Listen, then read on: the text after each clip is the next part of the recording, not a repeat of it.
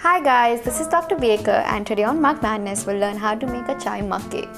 I know you sound surprised, but trust me, this tastes exactly like your morning cup of tea.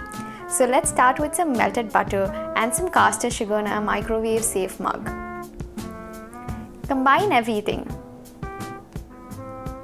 Now add in your ground flax and water mixture.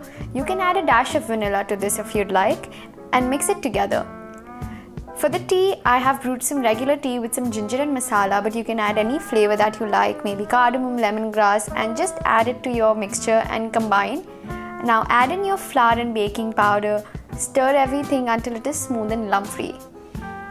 Now all you have to do is put it in the microwave for 60 seconds and it should smell as if you've just brewed a pot of tea for yourself.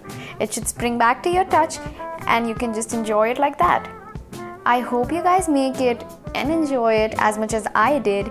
Thank you so much for watching, and for the complete recipe, head on to my website.